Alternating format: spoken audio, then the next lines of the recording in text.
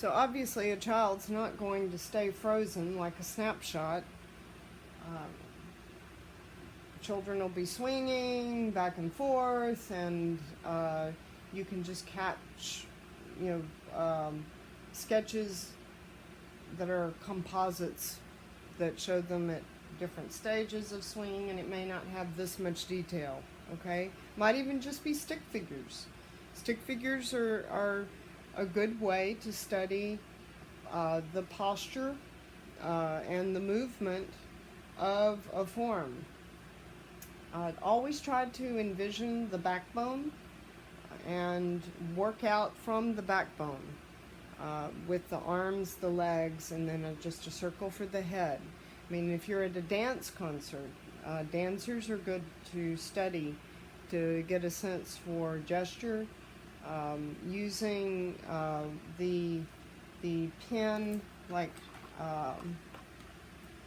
this pen is effective for looking at posture. Like, you know what, I'll do the next drawing I'm going to do is a group of figures, and I'll go ahead and do a quick like gestural study of them, and that will give you a sense of what I'm talking about.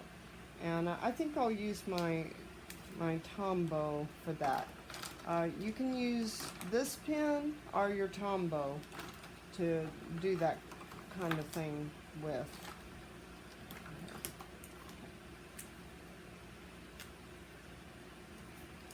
So I want to get, this is a great uncle of mine and his wife and another one of their daughters on a front porch. Okay, so I'm going to try to get just a very quick, loose sense of their poses and no detail. Okay, so she's leaning forward in the foreground. I'm going to work from the foreground to the background. Okay, and I want to get a sense for her leaning. So that's her body, and then here's her head. She's got this arm. It's at a right angle. Her hands tilted down like that. She's got she's bracing her hand against her leg. I do that for her leg. Then she's got her other arm coming up here, and she's bending it at the elbow, and she has her hand up near her face. Okay, and I can give a little sense for the that she's on a chair just with a few lines.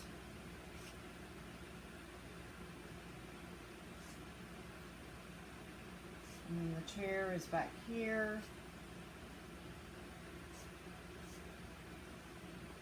And I'm still thinking of planes that we went over last week, okay? Keeping things parallel, okay? All right, so I've got a figure sitting in a chair, and then here's the little girl is over here, and she's going to be smaller. You also have to think about space, that things that are in the distance are going to be smaller than things that are closer to us. Here's her head, and she's holding a book, looks like.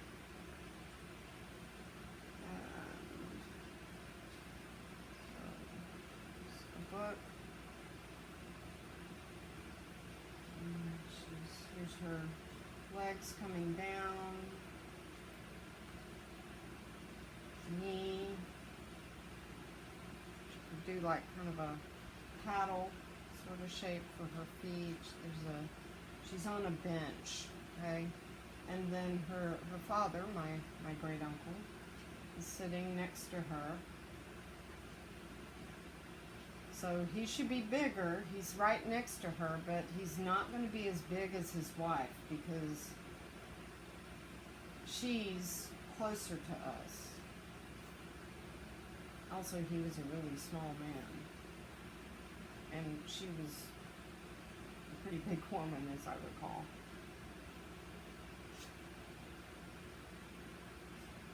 And he's got his legs crossed.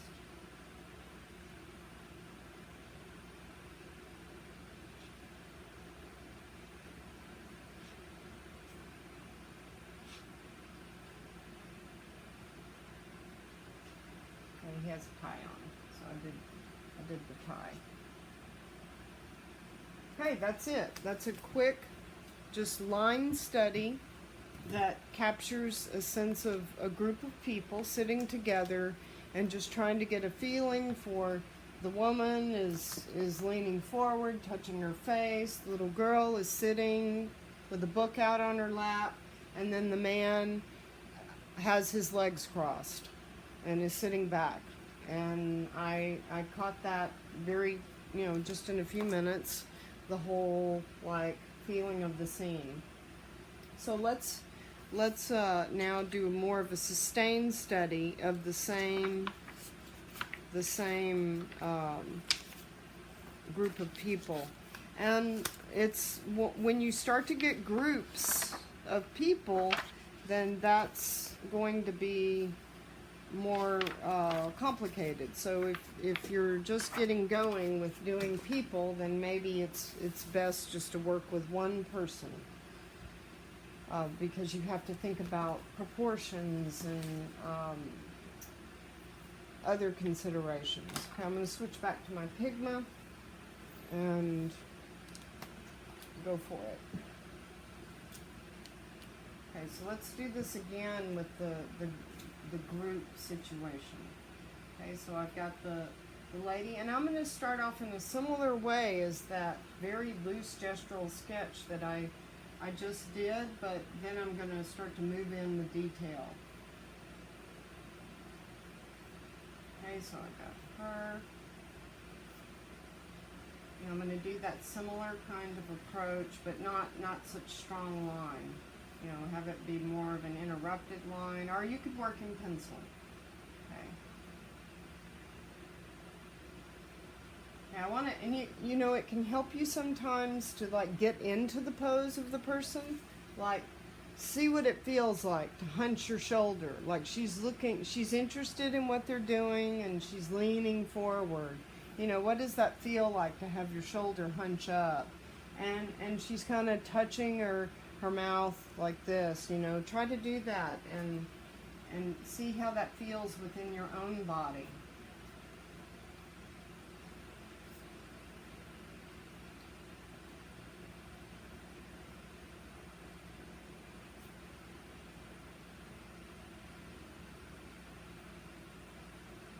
Fingers are hard.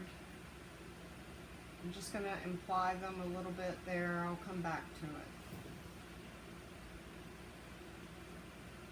And I'm looking at this, and I think her neck's going to be more like that. See, if I don't keep it super hard-edged, I can make adjustments as I'm drawing. Okay, and then her leg is coming down here, trailing off.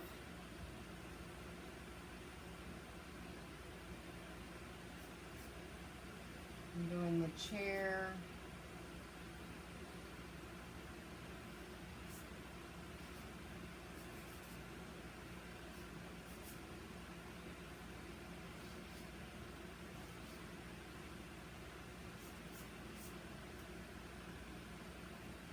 And here's where those planes that we talked about last week come in handy.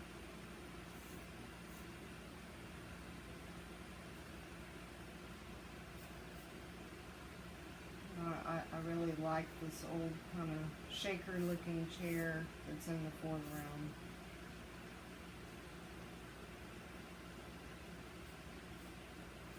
Remember to keep your planes parallel. Edges of your planes. And here I'm noticing more details, like there's this some decorative touches to this chair that I didn't really pay attention to with that quick gestural study I did before. So that's more like architectural elements that we discussed. Okay. And here's her hair. Now I'm going to give a sense for hair. ear.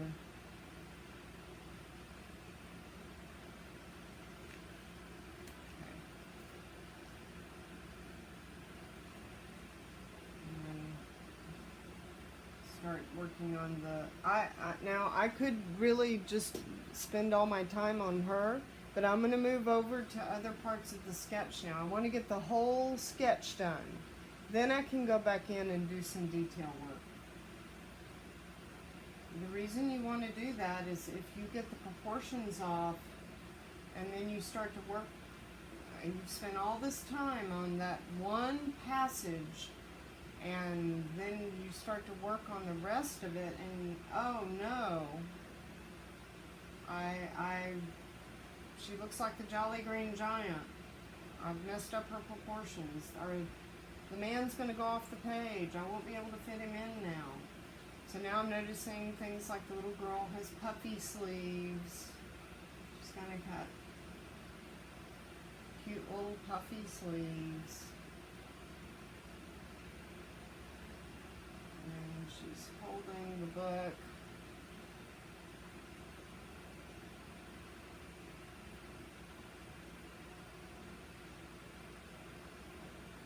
There's the crook of her elbow, and then her hands are like starting to turn a page.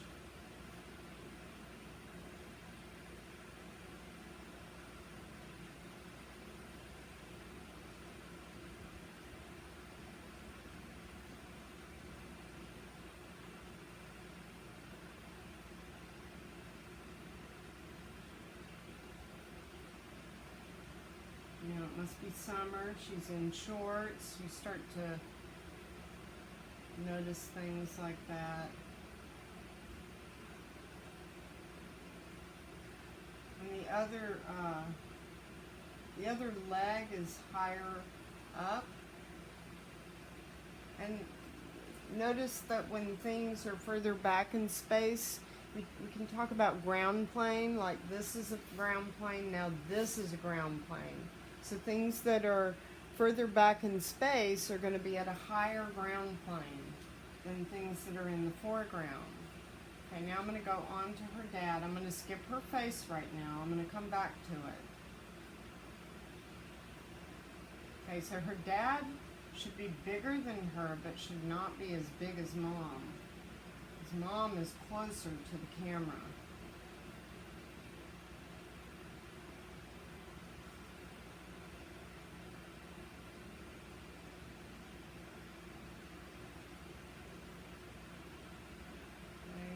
I'm noticing that his knee is like right near her hand that's turning the page. So I'm noticing the placement of his body relative to hers. So that's going to happen when you're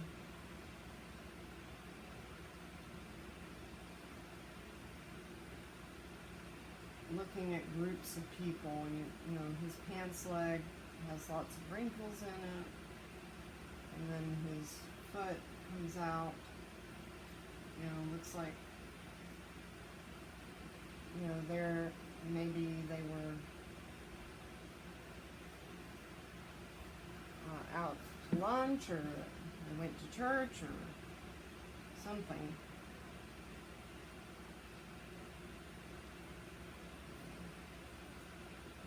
Now, he's got longer legs than her, so his foot's going to be further down than the little girl's.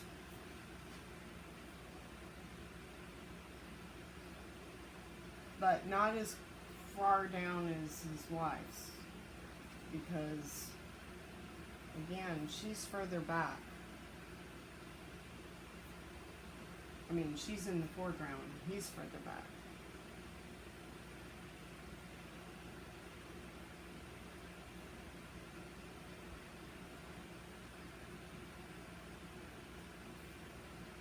Okay, now I'm going to, you know, they look like they're sort of floating, they're not sitting on anything, so now I'm going to add the bench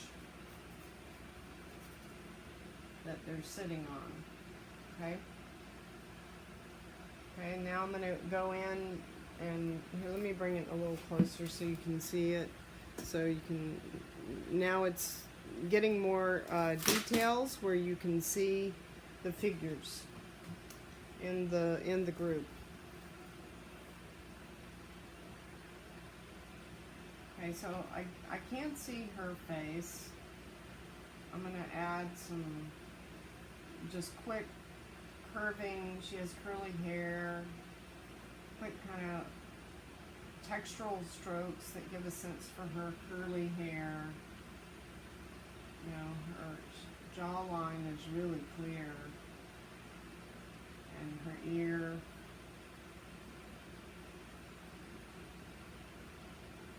She's hunched over. She's wearing a floral pattern dress. So now I can start to add just an indication that this dress has a pattern.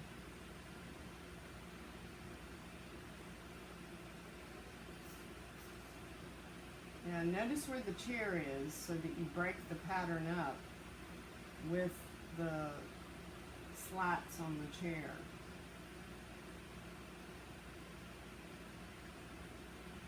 And that adds interest to the drawing, the pattern on her blouse.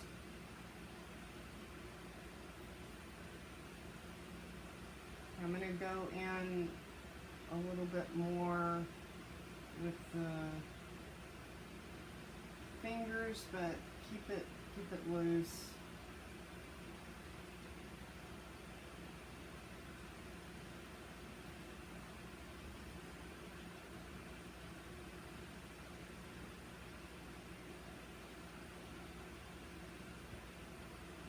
And she's got a bracelet on, I just noticed that.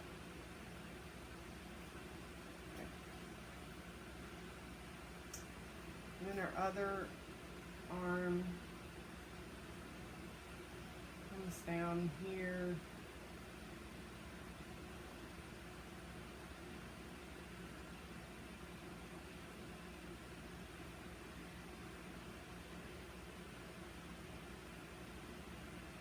And I just imply a little bit of that.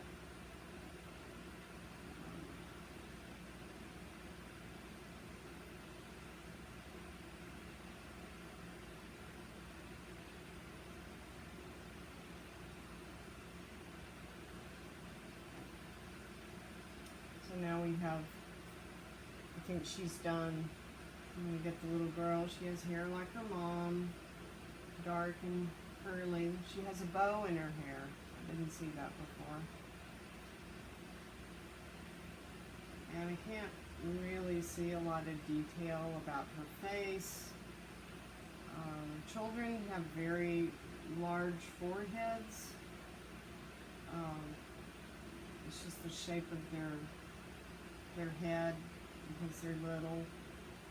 I'm going to show her like she's looking down at the book. You know, just get a little sense for a nose, a little bit for a mouth.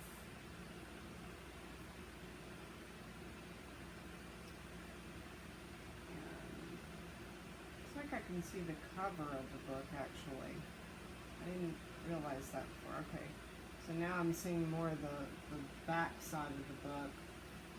And then here's the spine of the book and she's turning the page. So as you draw, you start to see things you didn't see before. And your forearm is in shadow there. That shadow a bit. Okay, her shorts are dark, so that's good. That brings out her mom's hand more.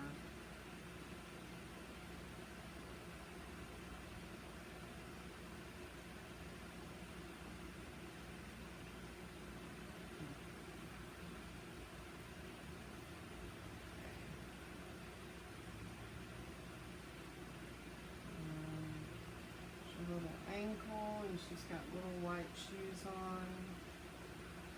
It's like there may be like laces or bows or something on her shoes. Okay, so I'm done with the child now, and I'm going to go in with the father and add details with him.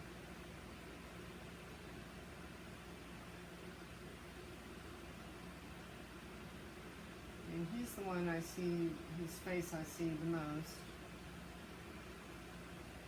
I only met him a couple of times, and he was really an older man by the time I did meet him. So he was pretty frail at that point in life.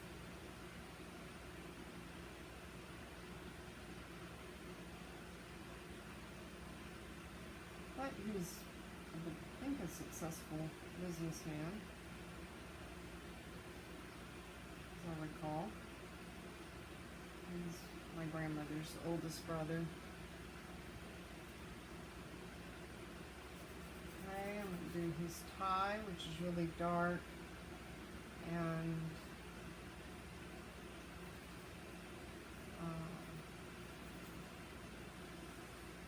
little bit of shading in the wrinkles in his pants.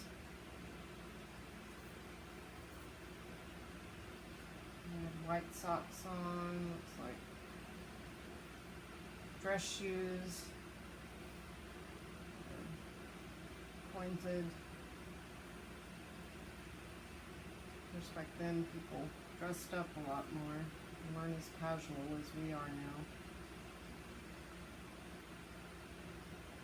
Okay, I'm giving more shape to the shoes so it looks more like a man's shoe.